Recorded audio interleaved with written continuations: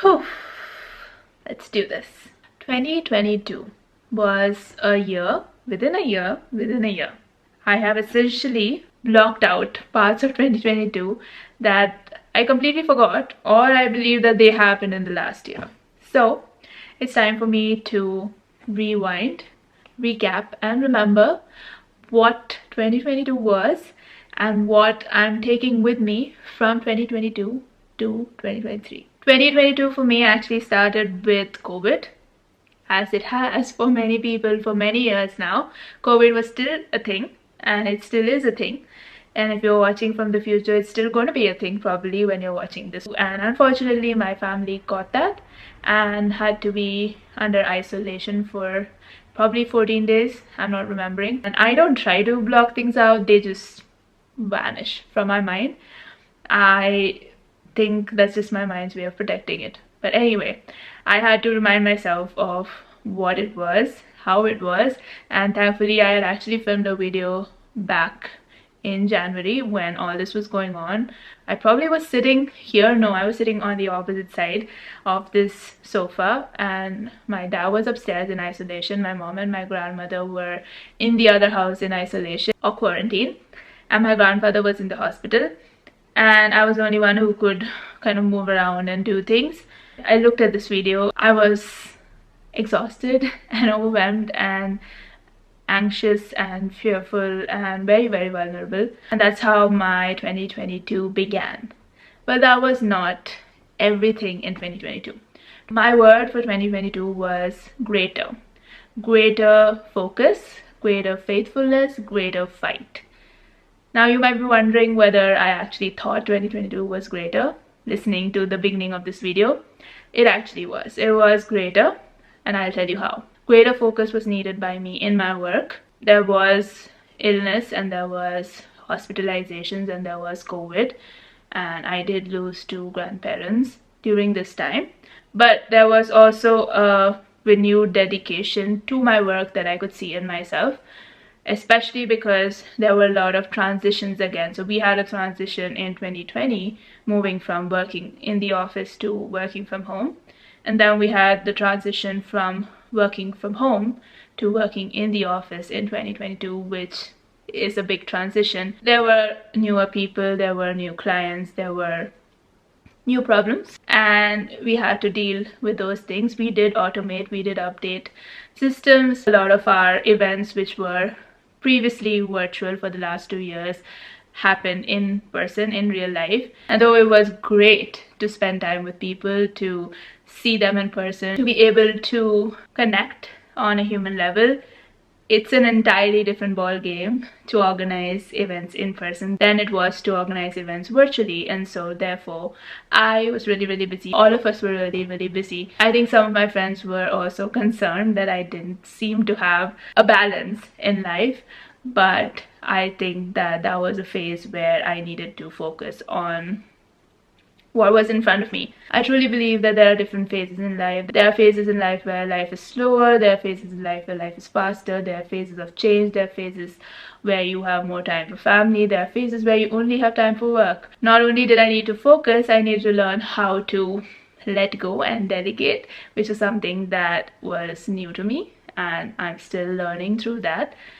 It is not the easiest thing, but it is something that I need to learn if I want to do the things I need to do that I'm capable of doing. So I touched upon the COVID, I touched upon the hospitalizations. I don't want to go into the detail of it, but I did spend some time in a hospital this year, which I had never done before in my life.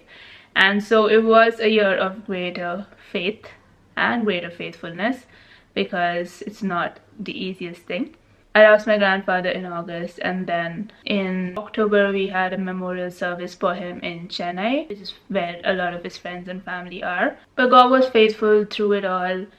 I think I could see his hand over everything. Amidst all the busyness, amidst all the things happening, there was a greater fight for things that mattered. I wanted to prioritize God, I wanted to prioritize my health, I wanted to prioritize finding those little magic moments that make me happy and add value to my life. And I found those moments, and especially one of those biggest moments and highlights of 2022 was going to Spain and turning 30 in Spain. This was something I would never have imagined in my life. Firstly, because even without COVID, it's a big thing.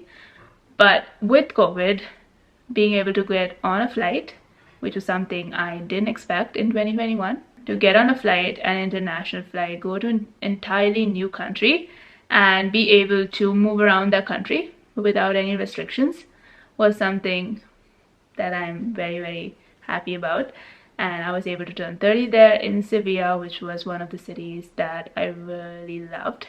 And to have those experiences, to meet those people, to eat that food was really a blessing. I also got a chance in December to take a solo trip to Bangalore. What I realized is, though I look like and seem like a solo trip kind of person, I haven't actually been on a solo trip, and this was my first one. And I got to spend the weekend alone, wander around the city, visit art galleries, catch a concert, and just eat good food and just think and sit in my thoughts after a whirlwind of a year. 2022 was also the year where I was able to connect a lot with my roots, with my culture, in two ways actually. One was during one of our conferences where we had a cultural event. The theme was Tamil Nadu, and that's the state where I'm from.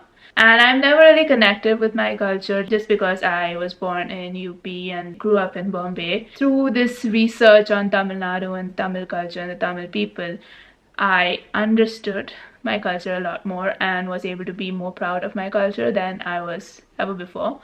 And even at the end of the year, we were able to go down south to South India, to the southern district of Tamil Nadu, where I'm from, and to be able to explore and see all the places where my ancestors lived and their history and their culture. I again got a little bit more connected to my roots, which I'm happy about.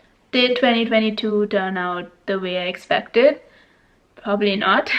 It never does. But it turned out exactly as it should have, and it turned out better. One of the things I said in December 2021 in one of my videos was that I wished for all of us to land exactly where we were supposed to land in 2022, and I think I landed exactly where I was supposed to. And I wish that 2023 will be the same, but still different. Same because I want to end up where I'm meant to end up, and different because I know it's going to look different than 2022 looked. One of the ways that 2023 is going to be different is that I'm going to act more and do more, because my vision for 2023 is go and be the light. I want to be the light. I want to be light in this dark world because there's a lot of darkness happening. And then I realized that not only being is enough, we need to do, and for doing we need to go and be. And so therefore that's how my vision came to be, go and be the light. And that's what I want to do more of in 2023. I'm going to act more, hopefully, and hopefully when you see me doing this 2023 year in review video, you will say, oh yeah, Rhoda, you did a lot this year. Not in terms of quantity, but in terms of quality, or maybe in terms of quantity as well, I don't know. But I do know that I want to be very intentional about everything that I do, every word that comes out of my mouth, whether it is in real life when I speak to people or whether it's on a video like this.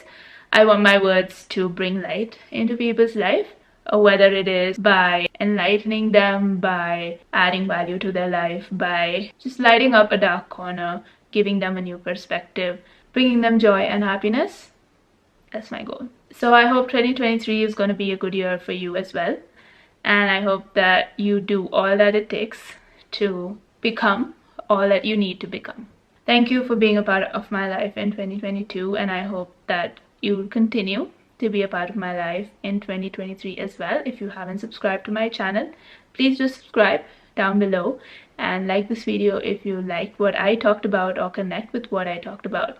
And leave down in the comments below what is the one thing that you're going to leave behind in 2022, so that you're intentional about leaving it behind and not carrying it with you.